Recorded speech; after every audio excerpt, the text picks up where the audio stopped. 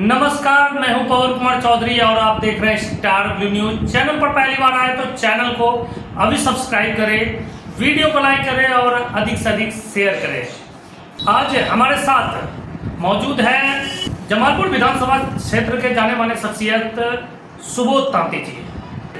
सुबोध जी, जिस तरह से बिहार में जातीय आधारित राजनीति है, बिहार में दो धारा, एक तरफ एनडीए का कुनबा है और दूसरी तरफ इंडिया गठबंधन का कुनबा है, और इन दोनों के ही समानांतर एक नई राजनीतिक परिपाटी शुरुआत करने की जो कोशिश प्रशांत किशोर की है, और जिस तरह से प्रशांत किशोर जैसे राजनीतिक रणनीतिकार बिहार की राजनीति में एक नए बदलाव की बात कर रहे हैं, और आप भी इस नए राजनीतिक जो प्रयोग है उसका हिस्सा बन चुके हैं।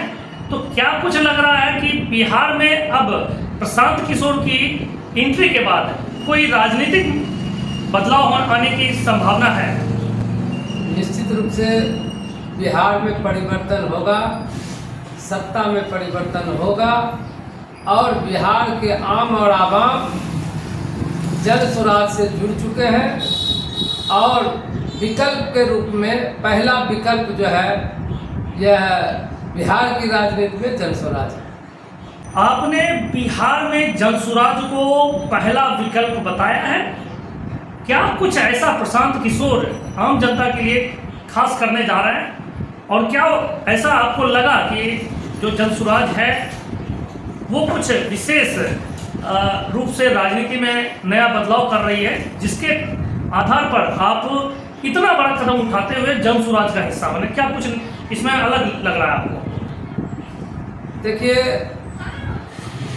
पवन जी,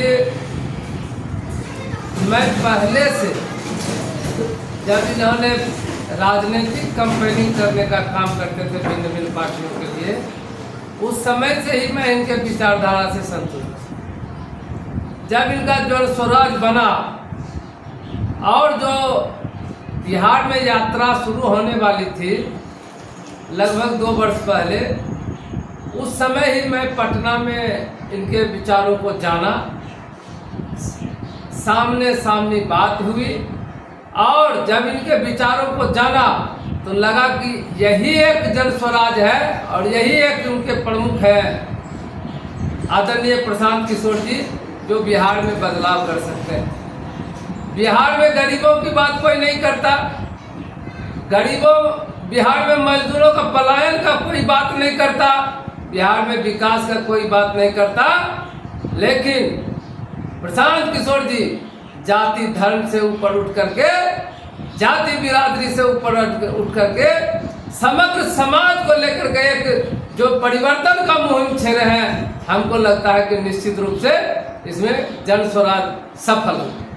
आप दावा कर रहे हैं कि प्रशांत किशोर जातीय आधारित राजनीति से ऊपर उठ के बिहार की राजनीति में अपना जो प्रयोग कर रहे हैं, तो क्या लगता है कि बिहार जैसे राज्य में जहां राजनीति कहीं ना कहीं सभी पार्टियों के लिए जो ट्रेडिशनल पॉलिटिक्स बिहार में चली आ रही है वो कहीं ना कहीं और जातीय आधारित राजनीति है, और जातीय आधारित राजनीति से अलग हटकर एक नई लकीर खींचने का जो प्रयास है, तो क्या लगता है उसमें प्रशांत किशोर सफल हो पाएंगे?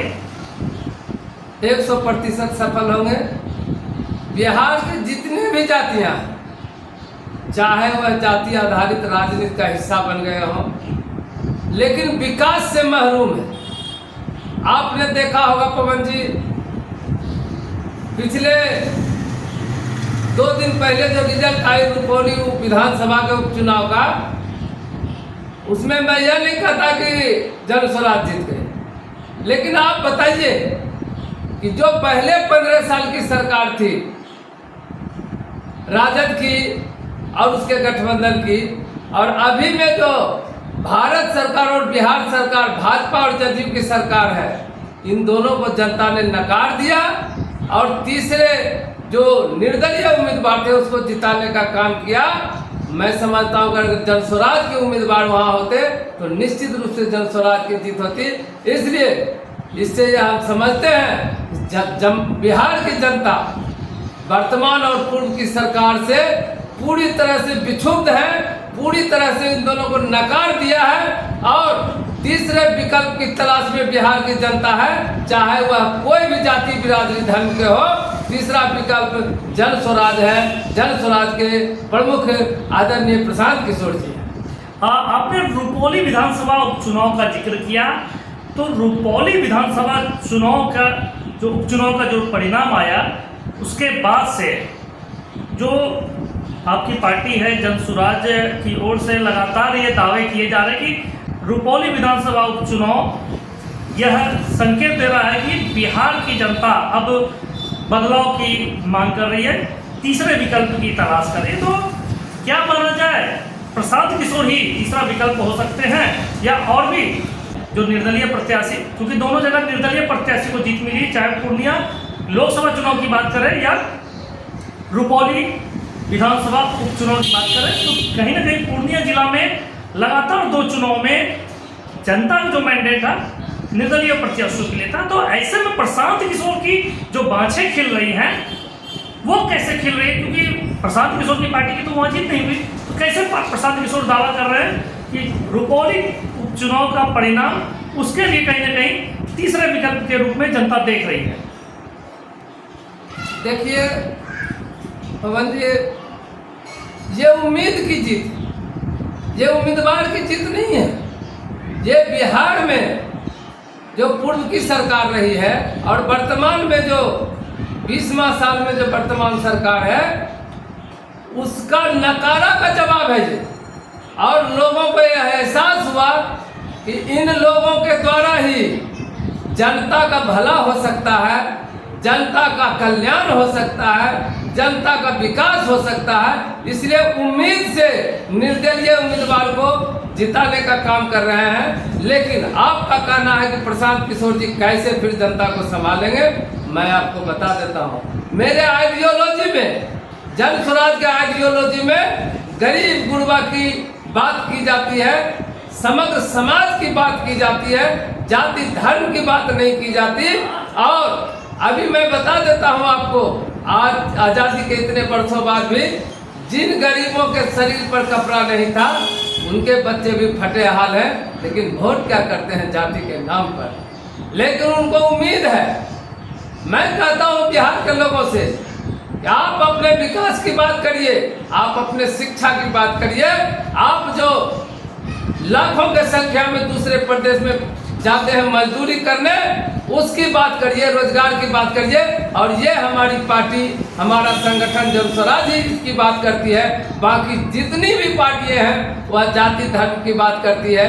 भले वह कहे कि हम सामाजिक न्याय के हों, भले वह कहे कि हम न्याय के साथ विकास कर रहे हों, लेकिन उनके कहीं पर निगाह है, कहीं पर निशाना है इन लोगों का, इनकी पार्टियों का। इनका असली बात होता है कि जातीय मुद्दा पर ये लोग चुनाव लड़ते हैं। इसलिए हमको पूरा विश्वास है कि समग्र समाज का समर्थन जन स्वराज को है। आने वाला समय में हम परिवर्तन करके जन स्वराज की सरकार यानी जनता की सरकार बनाने का काम करेंगे। आपने दावा किया कि प्रशांत किशोर का बिहार के बदलाव में एक नई इबादत लिखेंगे, लेकिन प्रशांत किशोर जो कल बैठक किए थे पटना में, तो उन्होंने स्पष्ट किया कि मैं 2025 विधानसभा चुनाव नहीं लड़ने जा रहा हूँ। जब प्रशांत किशोर चुनाव नहीं लड़ेंगे तो बदलाव की उम्मीद प्रशांत किशोर से कैसे की जा सकती है? ऐसा है पवन जी, प्रशांत किशोर जी इस संगठन के लीडर हैं और अगर वह स्वयं चुनाव लड़ेंगे तो पूरे बिहार में हमारे नेता को घूमने में दिक्कत होगी। इसलिए उन्होंने निर्णय लिया कि जो जनता के बात लेकर के आवे, जो जनता की आवाज़ है, उम्मीदवार भी हमारे यहाँ वैसा ही होगा जिसको जनता अगर कह देगी पार्टी को कि ये हमारे यहाँ से, जैसे जमालपुर विधानसभा से, जरूरी नहीं है कि हम उम्मीदवार हों, लेकिन अगर जमालपुर की जनता आवाज़ बुलंद करेगी जिसके पक्ष में, जिसका नाम बोला जाएगा जनता के बीच से, वही उम्मीदवार होंगे। हमारे नेता सरकार बनाएंगे, हमारे नेता बिहार में परिवर्तन करेंगे। हम उन लोग उनके साथ हैं, चुनाव को लड़ाने का काम करेंगे। इसलिए वह अभी स्वयं चुनाव लड़ने से वो ये नहीं लड़ना चाहते हैं।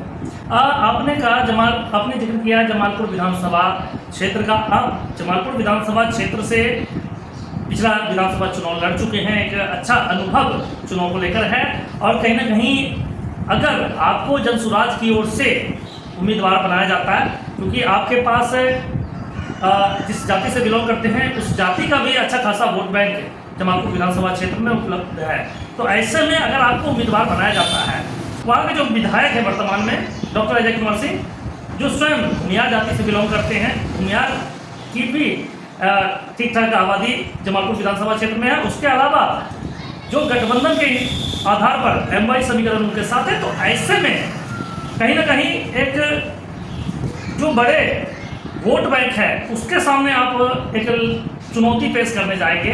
अगर चुनाव आप जनसुराज के टिकट पे लड़ते तो इतने बड़े मास वोट बैंक के खिलाफ आप चुनाव लड़ेंगे, तो कैसे लगता है कि जनता आप पर भरोसा करके आपको जीत दिलाएगी? क्या वो समीकरण जो है BYM का, भूमियार यादव और मुस्लिम का, उस समीकरण को आप तोड़ के ध्वस्त करके वहाँ जीत हासिल कर सकते हैं? जमालपुर विधानसभा क्षेत्र में आज तक आज़ादी के जितने वर्षों तक यहाँ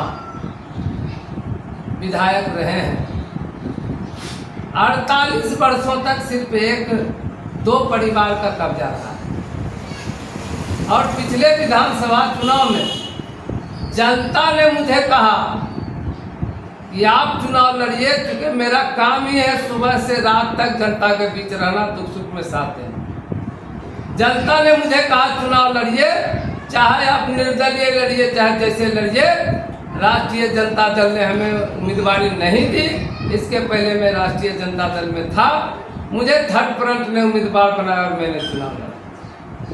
मैं एक बात आपको पवन जी कहना चाहता हूँ, मुंगेर जिला से और जमालपुर विधानसभा क्षेत्र में सबसे ज़्यादा वोटर दलितों की है, चाहे वह पान समाज का हो, चाहे वह पासवान समाज का हो, चाहे वह चौधरी समाज का हो, चाहे वह राउत समाज का हो, कभी भी दलितों को वहाँ टिकट किसी पार्टी ने देने का काम नहीं किया।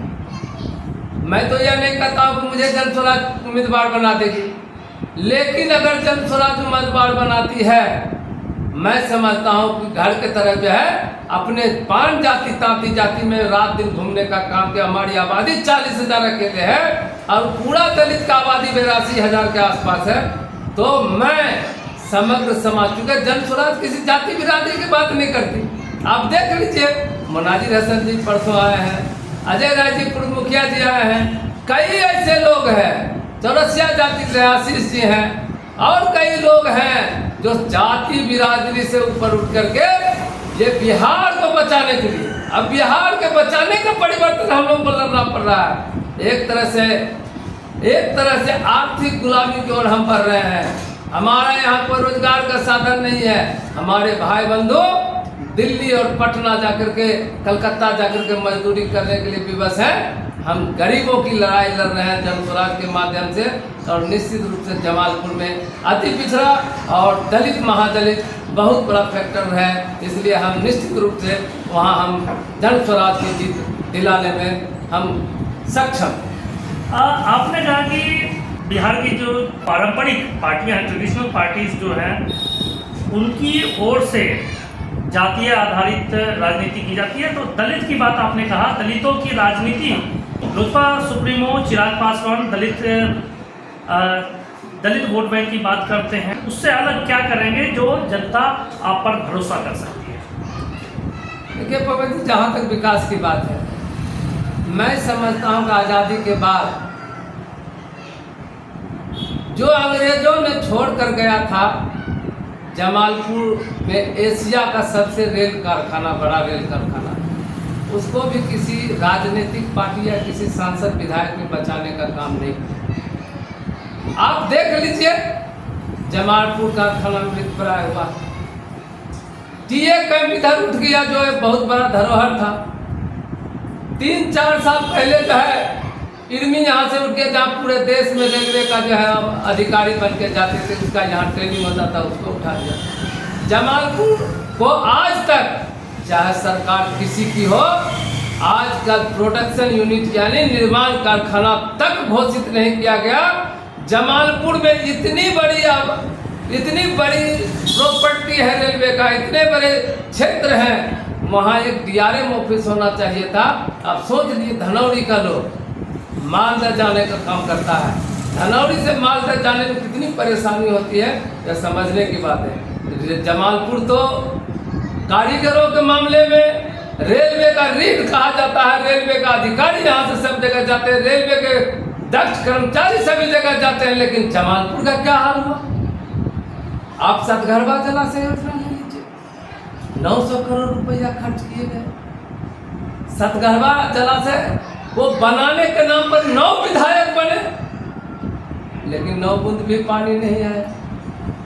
धरहरा की मूल क्षेत्र आबादी, धरहरा प्रखंड आधा क्षेत्र टाल क्षेत्र में है। अगर सिंचाई की सुविधा हो जाए तो आधा टाल क्षेत्र में 2-2 फसलें हो सकती है, लेकिन एक फसल मात्र होता है, इसलिए कि बाढ़ का पानी आ जाता है, सिंचाई का कोई सुविधा नहीं है। तो विकास का बात करते हैं, जमालपुर विधानसभा क्षेत्र में एक भी डिग्री साइंस कॉलेज नहीं है, सिंगल, चाहे प्राइवेट हो चाहे सरकारी हो, एक भी डिग्री साइंस कॉलेज नहीं है। वहाँ DSP कार्यालय था। मैं बता रहा था अभी कि आप जो देख गए थे अंग्रेज, वह भी मेरे पास नहीं बचा। इन लोगों के निकम्मेपन के कारण DSP कार्यालय जमालपुर में था, उसको भी मुंगेर लेके चले आए लोगों ने, उसको भी वहाँ, लेकिन किसी विधायक और सांसद ने एक शब्द भी, उतना बयान देना भी उचित नहीं समझा। और मैं आपको बताता हूँ कि अपराध का ग्राफ चरम सीमा पर है जमालपुर में। कोई आदमी जमालपुर में सुरक्षित नहीं। आपने देखा परसों 2 हत्याएं जमालपुर प्रखंड के बाग पंचायत में हो गई। ऐसे कई घटनाएं होते रहती है जमालपुर में, सिर्फ और सिर्फ प्रशासन मुक्त दर्शक बनी रहती है। इसलिए हम लोग जनता की आवाज बन करके हम लोग आगे आने का काम करेंगे। और जहां तक आपका कहना है कि ये 2 नेता, चिराग पासवान जी और जीतन राम मांझी दलितों के नेता है, तो आप मैं बता देना चाहता हूँ, चिराग पासवान जी हो चाहे इनके पिताजी रामविलास पासवान जी हो, ये दलितों के नेता नहीं रहे हैं। ये सिर्फ दलितों के नाम पर राजनीति किए हैं और अपने परिवार के नेता रहे हैं। जितना भी चुनाव जीतने का काम किया या लड़ने का काम किया, चाहे भाई करे, बहनों करे, चाचा करे, पिताजी करे, माँ करे, इन्होंने अपने परिवार को जिताने का काम किया। दलितों की बात कभी नहीं की और न दलितों को इन्होंने टिकट देने का कोई वादा किया और न कभी दिया। आपने ये जीतन राम मांझी का आपने देखा कल पेपर में, पहले वो बेटा को बिना लिए MLC और मंत्री, खुद चले गए कैबिनेट में मंत्री बन गए, अब दूसरे बेटा को बनाने के चक्कर में है। तो ये लोग सिर्फ दलितों के नाम पर सेक रहे हैं, दलितों के नाम पर बड़ी बड़ी पार्टियों को गठबंधन कर रहे हैं और गठबंधन करके अपने परिवार का भरण पोषण कर रहे हैं, अपने परिवार के लिए दलितों को नाम बेचते हैं। ये दलितों की राजनीति नहीं करते, ये संपूर्ण दलित समाज जानता है। इसलिए दलितों का संपूर्ण जो समर्थन है अब जनस्वराज का है जमालपुर में। इसलिए मैं आपको विश्वास दिलाता हूं कि जमालपुर में जनस्वराज की निश्चित रूप से जीत हो। आपने जमालपुर विधानसभा के लिए एक महत्वपूर्ण मुद्दा उठाया है, वो है सिंचाई व्यवस्था की। वर्तमान विधायक डॉक्टर अजय कुमार सिंह ने चुनाव जीतने के बाद ये दावा किया था कि जमालपुर विधानसभा क्षेत्र से जुड़ा 3 जलाशय योजना है जो मृतप्राय अवस्था में है। पहला डगरा नाला सिंचाई योजना, दूसरा सतगरवा जलाशय योजना और तीसरा हवेली खड़गपुर क्षेत्र में जो एक जलाशय योजना है। तीनों को जीर्णोद्धार को लेकर उन्होंने दावा किया, उस पर काम भी आरंभ हुआ, जिसके बाद की वर्तमान सांसद ललन सिंह की ओर से और पूर्व विधायक जमालपुर के जो रह चुके हैं शैलेश कुमार की ओर से भी दावा किया गया कि यह जो तीनों जलाशय योजना पर, सिंचाई योजना पर काम चल रहा है, उसमें हमारी भागीदारी है, हमारा प्रयास है, जिसके बाद कि इस पर काम चल रहा है। लेकिन अब तक वो जस की तस अवस्था में है, अब तक उस पर कोई निर्णायक कदम नहीं उठाया गया। तो क्या लगता है कि ये सारी जो योजनाओं पर बात कही गई थी विकास को लेकर, सिंचाई व्यवस्था दुरुस्त करने की बात की गई थी। तो क्या लगता है कि वो सब सिर्फ कागजी दावे रह गए जो अब तक पूरा नहीं हो पाया है? ये सिंचाई व्यवस्था के नाम पर तो आज़ादी के बाद से ही कागजी दावे होते रहे। आपको याद होगा आदरणीय आज स्वर्गीय पूर्व मंत्री वर्मा जी भी सिंचाई परियोजना के नाम पर जीतते रहे, चाहे सतगरबा जलाशय हो, चाहे अमरासनी हो, चाहे डकरा नाला हो। डीपी यादव जी भी आए तो बोले डकरा नाला के माध्यम से संपूर्ण किसान को पानी मिलेगा। नए नए दावेकारों की संख्या बहुत अधिक है, मैं किसी का नाम नहीं लेना चाहता, लेकिन आप तो जाते हैं, क्षेत्र भी जाते हैं, लेकिन आप भी जाते हैं, आप तो समाज का आईना है। आप दिखाइए लोगों को कि क्या काम हो रहा है सिंचाई पर, जमालपुर में क्या शिक्षा पर काम हो रहा है, क्या रेलवे परियोजना को बचाने के लिए क्या अमृत भारत योजना में लूट मची हुई है। और तो और जमालपुर का जो है heart of the town Jamalpur शहर, क्या लगता है 3 वर्षों से एकदम खंडहर की स्थिति में नहीं है। लोग को पैदल चलना मुश्किल है। लोग जब पूरा हम लोगों ने हल्ला किया दुर्गा पूजा के समय में कि कैसे लोग जाएंगे, दुर्गा पूजा के समय में रेलवे का जो है वो छाई ला करके बिछा दिया गया। वो रेलवे का छाई सुविधा कम देता था, लोगों में पाउडर का, लोगों के चेहरा पर पाउडर लगाने का ज़्यादा काम किया। पूरा जमालपुर तरह से आपका कहीं ये हर घर जल योजना चल रहा है जमालपुर शहर में, कहीं आप बताइए कहीं एक बूंद पानी मिल रहा है। आप चले जाइए 3 नंबर वार्ड आशिकपुर में, पानी के लिए हाहाकार है। तो ये तमाम बातें हैं, विकास जीरो है, नगण्य है, और आप भी देख रहे हैं पवन जी। इसलिए जमालपुर में तो निश्चित रूप से परिवर्तन होना ही है। और सिंचाई परियोजना चाहे खड़गपुर का हो, मृतपुरा है, डकरा नाला का स्थिति है, और जो भी दावा है सब खोखले हैं, कहीं कोई काम नहीं है, कहीं कोई किसानों को राहत नहीं है। ये तमाम बातें हैं। इसलिए जनस्वराज एक विकल्प है। मैं यह दावा करता हूँ कि जमालपुर में जनस्वराज की सरकार हो। आखिरी सवाल, अगर जनस्वराज आप पर भरोसा जताती है और आपको जमालपुर विधानसभा से उम्मीदवार बनाती है और जनता आप पर भरोसा करके आपको समर्थन देती है और जीत का माला पहनाती है, तो जीतने के बाद प्रायोरिटी क्या होगी, किन किन क्षेत्रों में विकास होगा जमालपुर में? जमालपुर में अगर मुझे जनता और पार्टी हमारे ऊपर भरोसा करती है तो मैं पहले भी पिछले चुनाव में भी कहा था और आज भी मैं कहता हूँ, मेरी औकात मोटरसाइकिल से चलने की है। जमालपुर टाउन में जनता के लिए एक कार्यालय हो, पटना में जो आवास मिलेगा वह जनता का होगा, किसी दरवाजे में ताले नहीं लगेंगे, वो जनता जहाँ चाहे रहे। हमारे क्षेत्र के जनता जो भी आएंगे उनके खाने पीने की भी व्यवस्था रहेगी, और जितना पैसा मिलेगा, यहाँ तक कि जो मेरा वेतन भी होगा वह जनता के लिए खर्च होगा, मेरे परिवार और मेरे लिए कोई खर्च नहीं होगा। हम सिर्फ जनता के लिए जीते हैं, जनता के लिए मरते हैं, आगे भी अभी भी कर रहे हैं, आगे भी करेंगे।